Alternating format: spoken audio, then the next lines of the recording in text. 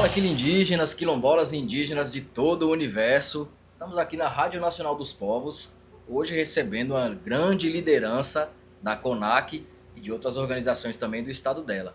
Ela vai se apresentar para vocês, falar um pouquinho dela, falar um pouco da vivência dela lá na sua comunidade, no seu estado e como é estar participando da COP30, como está sendo esses dias, né? Essas 2 semanas praticamente que a gente está envolvido aqui. Se apresenta, fala um pouco para a gente aqui na Rádio Nacional dos Povos, para as pessoas te conhecerem. Então, meu nome é Rejane Oliveira, eu sou do estado do Rio de Janeiro, faço parte da executiva da CONAC. O meu quilombo se chama Quilombo Maria Joaquina, bem na divisa entre Búzios e Cabo Frio. E também eu faço parte da Aquilerge, eu sou diretora fundiária da Aquilerge. Meu quilombo é um quilombo com 126 famílias, é um quilombo que a organização comunitária é toda de mulheres. E hoje, né, estar aqui no Pará participando desse momento incrível na qual as comunidades têm uma preocupação muito grande, né, que é a questão da crise climática. A gente tem uma preocupação muito grande, né, sobre o que pode faltar, né, o que pode faltar que nos preocupa, né, é a água, é um solo, né, garantido, ter garantias que o solo vai estar bom para o plantio, né, que o peixe a gente vai continuar pescando sem ter mudança, né, na maré ou nas águas. Então a gente tem essa preocupação para o futuro, uma vez que a gente vê que as empresas, né, elas já estão se organizando, elas estão à frente de toda a discussão, e nós, que somos comunidades quilombola, ainda não estamos falando, assim, estamos falando hoje no espaço da CONAC, que é um espaço, né, que a gente está abrindo essa discussão, mas as comunidades quilombola, ela precisa de política de proteção. Então a gente vem nesse espaço particular e conquistar um espaço maior, né, nas mesas de discussão, para que as comunidades não venham a ser prejudicadas, que a crise a gente não tem como impedir, mas que nós venhamos ter uma proteção, né, para que quando a crise estiver acontecendo, que já aconteceu em 2 estados brasileiros, e que nós venhamos pelo menos ter condições, né, de aguentar, né, tudo aquilo que está por vir, porque somos nós que preservamos, somos nós que cuidamos, né? E aí ainda a gente tem que tomar mais cuidado agora sobre essa questão das crises climáticas. Bom, aproveitando, eu gosto sempre de perguntar, né? Fala um pouco mais para a gente da sua comunidade, né? Como era a sua infância, a sua adolescência, como funcionavam as coisas nessas questões climáticas lá e como está sendo hoje com essas mudanças, né? Sei que aqui a gente em Belém já está sofrendo diariamente, né, os efeitos aí do aquecimento global. Tá pesado o negócio aqui. Mas a gente sabe que cada comunidade tem sua característica, né? Tem sua forma de viver. Como é que está sendo lá no Rio de Janeiro, em Cabo Frio, mais especificamente na sua comunidade que é Maria Joaquina. Maria Joaquina? Então, o quilombo de Maria Joaquina, no começo, né, quando eu era muito pequena, era só nós, éramos 5 grandes famílias. A escravidão ela acabou, mas nós vivemos o processo escravo até 1960. Agora, né, nós saímos Ontem, praticamente praticamente. nisso ontem. Então a gente sempre foi muito oprimida pelos fazendeiros, né? Eles falavam: vou morar, mas vão tomar conta da minha terra. Tudo que plantar tem que ser dividido, né? E você ainda vai vender o que você plantar para mim. Então a gente viveu por muitos e muitos tempos achando que o fazendeiro era bonzinho, até ele começar a expulsar as famílias das terras, né? Porque toda vez que se levantava, né, para fazer uma crítica, eles colocavam as pessoas para fora.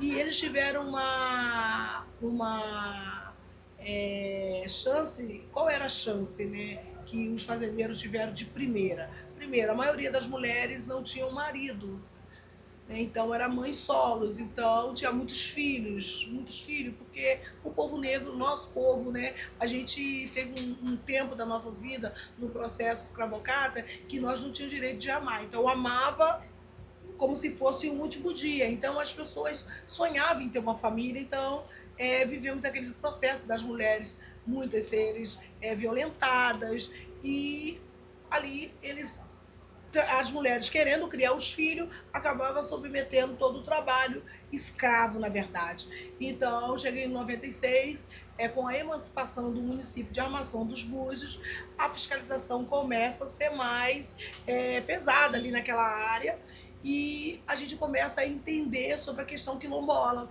que a gente começou com o quilombo de Rasa, Maria Joaquina fazia parte do quilombo de Rasa, e a gente começou a entender. Eu fui conectada em 2000, a partir de 2000 eu entro para participar das reuniões quilombola, porque até aí eu participava do grupo da pesca, porque a minha família é uma família de pescadores, então eu estava mais envolvida com a pesca e com a organização comunitária de uma associação.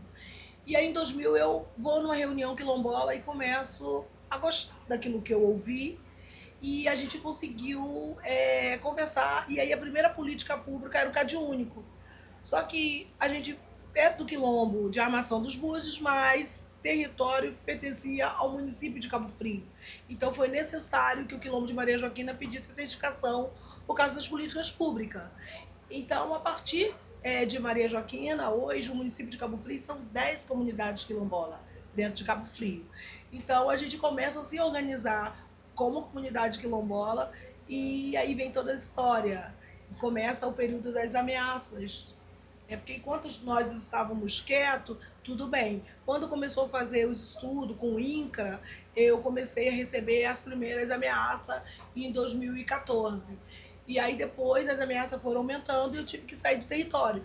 Mas só que nós fizemos um trabalho de base. Eu acho assim que o trabalho de base no quilombo ele é fundamental. Então não era só a Jane reivindicando o território. Era a Jane e todas as famílias que foram oprimidas pelos fazendeiros. Então a gente começa a preparar mulheres, crianças, jovens, e a gente também começa a dizer para eles que é importante, que a gente já pagou por aquelas terras, porque teve o período de escravocrata, teve a questão de pagar o arrendamento, e hoje a gente está discutindo a questão do território. Então a gente sofreu muito, porque no primeiro momento a gente teve também, e passando os tempos, em 2019 o tráfico, posso falar, né, de drogas, ele começa a pressionar também o quilombo de Maria Joaquina. Era os fazendeiros, era especulação imobiliária, porque nós moramos numa área muito rica, né, uma área nobre, então a especulação imobiliária também começa a apertar, e vem o tráfico, porque com a especulação imobiliária vem pessoas ao redor do quilombo que não fazem parte da nossa cultura. Então o quilombo já começa a lutar pelo racismo, começa a lutar por direito, porque, por exemplo, nós somos 126 famílias, somos 480 pessoas. Então o bairro hoje é um bairro de quase 20 mil pessoas. Então tudo é o quilombo, né? Tudo é o quilombo, é os pretinhos. Eles falam que tudo é os pretinhos. E a gente começou a passar por todas as dificuldades, mas se organizando como grupo, né? Estando mais junto. Então eu acho assim, o que me faz hoje estar onde eu estou é a minha comunidade, porque eles me apoiam. Primeiro, gostam de mim. Segundo, confia em mim. Terceiro, a gente tá junto. Então, assim, balança, mas a gente está junto ali, sofremos juntos, ameaças juntos, né? Teve uma época que o quilombo ele passou por tantos problemas, porque, por exemplo, começaram a proibir, os fazendeiros começaram a proibir o quilombo de pescar. A gente, antes de ter o relatório antropológico, podia, mas depois que o INCRA começa a fazer o trabalho e a gente começa a dizer que é o nosso território, aí começa a mudar as coisas. Então não pode mais pescar, não vai passar pelo caminho que ia para a praia, não pode mais os quilombolas, não queremos eles aqui. Então a gente começa, no momento que a gente começa a incomodar para a luta de direito, a gente começa também a ser oprimido e cortado de algumas coisas. E aí a gente procura o Ministério Público começa a trabalhar, e eu lembro que 2022 foi um ano muito difícil para a minha vida e para o quilombo. Nós sofremos muito porque o Ministério Público pediu que a prefeitura resolvesse essa situação do quilombo de Maria Joaquina e derrubou 38 casas. Casarão, né? Casarão. E ali a gente ficou muito abalado e teve uma audiência no nosso quilombo, na nossa sede. Quero mandar um abraço pro quilombo de Maria Joaquina, que eu amo muito, muito. E naquela audiência com o Ministério Público, o INCRA e todos que estavam ali, eles falaram: a gente não abre mão de nenhum pedaço de chão. Chega, a gente não abre mão. E se tiver que tirar as pessoas que vieram sabendo que era um território quilombola, eles vão ter que sair. Então a gente ficou, abalamos, aí teve várias oficinas e a gente mesmo fez um plano nosso de segurança. Todos que entram dentro do território, a gente tem que saber quem é a placa, que carro é, onde mora a Jane. Ninguém tem que informar onde mora a Jane. Ninguém tem que informar os horários de reunião, da sede da associação. Por exemplo, eu estou amando estar aqui. Porque aqui eu estou fazendo vídeo ao vivo, eu participo de um monte de coisa, mas eu chegando no meu estado, eu só posso publicar depois que eu sair. Então a gente perdeu alguns privilégios, né, das nossas ações, das nossas atividades, porque as mulheres lá são mais mulheres. Lá os homens não optam em nada. Na organização comunitária, os homens não entram na discussão quilombola. Nenhum homem. Nenhum homem. As mulheres sim estão envolvidas em capacitação, formação, diálogo. Hoje a gente tem pessoas na educação, tem pessoas na saúde, tem pessoas na comunicação. Então nós temos uma juventude bem firme. Nós temos a primeira quilombola do Brasil concursada no IBAMA. Acessou uma política de cotas na UFRJ, fez biologia e hoje ela está numa parte do IBAMA, né, que não temos ninguém, né? Então, assim, a gente também viu que precisa estudar, a gente viu que precisava se unir, que as diferenças não podia ser maior do que a nossa luta. Então é isso, a gente está na luta, ficamos meio tristes porque o presidente Lula não assinou o nosso decreto presidencial, o INCRA já reconhece, mas precisa que o governo federal, né, o presidente assine. Eu sei que teve umas falhas do INCRA, porque de notificar uma fazendeira, e aí a gente está perdendo, quem perde tempo é a comunidade, então tem que fazer mais 90 dias, né, porque ela foi notificada agora, ela foi notificada pela segunda vez, e a gente é um quilombo que sonha em ter a terra e sonha em conquistar aquele espaço. Nós estamos dentro do território, mas numa parcela pequena, muito pequena, nem 5% do território a gente ocupou. Então a gente está aguardando, a gente está à beira do território, aguardando uma terra que uma parte está parada e a outra, a especulação imobiliária, está fazendo um loteamento enorme. Então é um pouco de Maria Joaquina, não sei se eu falei tudo, né? Mas é um pouco da minha história, do meu quilombo. É um pouco também sempre do que acontece em várias outras comunidades, né? Uma coisa que me chamou a atenção, achei interessante, você falou no começo da sua fala, é sobre família, né? Às vezes nós somos até incentivados a acreditar que nós não merecemos também, né? Ter uma família, ter uma terra, né? Ter um carro bom, né? Poder estudar, como você falou da moça que é bióloga hoje em dia, né? De poder viajar. E isso muitas vezes é impulsionado através da mídia, inclusive, né? Que nossos lugares são sempre subalternos. E nós não podemos ter uma vida familiar feliz também, vamos dizer assim. E falando nisso, para encerrar, eu queria que você falasse também um pouco dessa comitiva, né, de vários lugares que estão chegando aqui, que formam uma grande família, e da grande família que é a CONAC também, né? E a CONAC, ela abraça, algumas pessoas, né, do movimento costumam dizer que a CONAC é uma mãe, e realmente, se não for uma mãe, é uma madrasta muito boa, é uma tia, né? Verdade. E a gente sabe que você falou também do papel da mulher dentro da comunidade. Quando a gente educa um homem, a gente está educando uma pessoa, né? Mas quando a gente educa uma mulher, a gente está educando uma comunidade, um país, uma nação. E afinal de contas, todos nós acho que fomos cuidados por uma prima, por uma sobrinha, por uma avó, por uma tia. Sempre existiu isso nas nossas culturas de um cuidar do outro, de um proteger o outro. Não existe, ou na verdade posso dizer assim, não existe o filho do outro, né? O filho da comunidade. Verdade. Então, como está sendo essa grande comunidade que a CONAC está formando aqui e como é também o papel da CONAC na COP30 e também no dia a dia, né, nas nossas vidas, nas diversas outras agendas que vocês têm e também nas diversas outras comunidades que a CONAC representa e que está também colocando na luta para que a gente possa ter essas famílias felizes. Então, eu começo na CONAC em 2012 e estou vendo a CONAC, gente, só esse espaço grande, esse espaço de hoje, dá uma energia muito grande, porque a CONAC, para mim, é uma mãe, mas ela prepara você, né? A CONAC é uma escola, é uma formação para mim.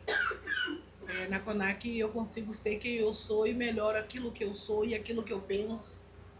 Né? A CONAC ela faz você se conectar com o mundo, né?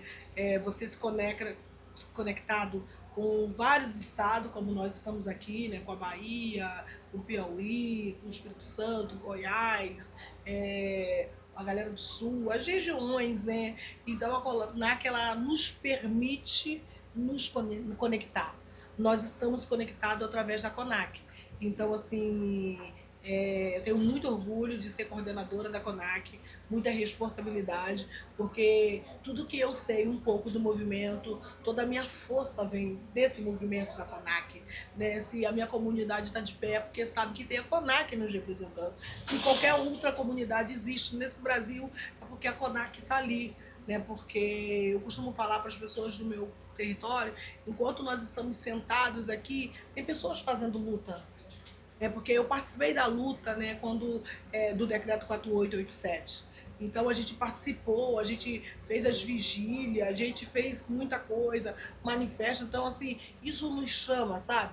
Tem gente que é chamado só para escrever.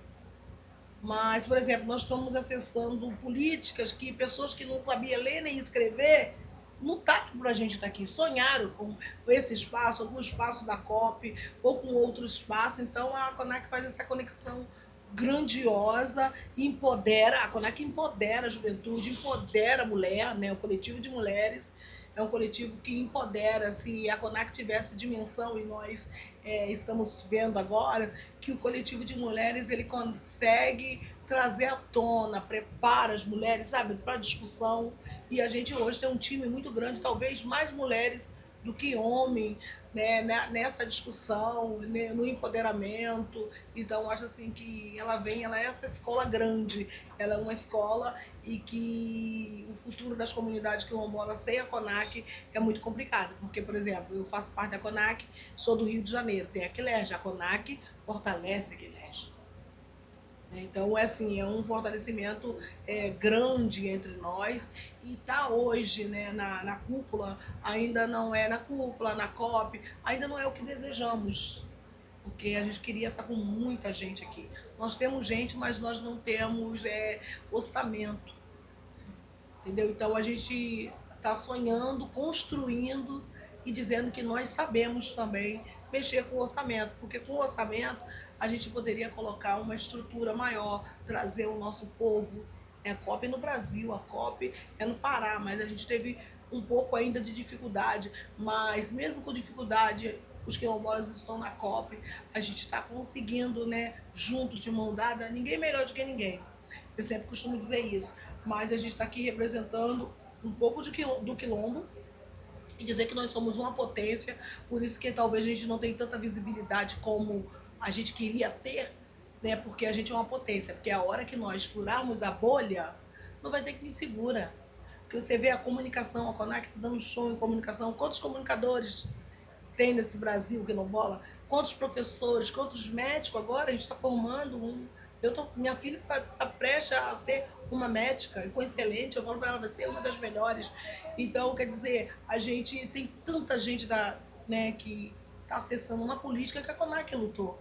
Não só a vacina foi importante, foi, mas a educação, saúde e qualidade de vida que nós queremos nessa cúpula, nessa COP, né? A COP 30 tem que dar essa proteção de qualidade de vida para as comunidades quilombolas, porque o processo, né, de opressão foi lá atrás. Agora nós lutamos, né, por direito. Então, é isso. É um pouquinho do que eu tenho a dizer. Isso aí. E nada melhor do que a voz da CONAC e a voz da PIB aqui na Rádio Nacional dos Povos, né? Falamos com Rejane. Eu sou Valber da Gama. Você acompanha mais desse dia a dia aqui na COP 30, tanto da CONAC, quanto da PIB, quanto dos demais parceiros e principalmente da gente aqui, radionacionaldospovos.com.br, no Instagram, @Rádio dos Povos, e você pode assistir também as nossas entrevistas no YouTube.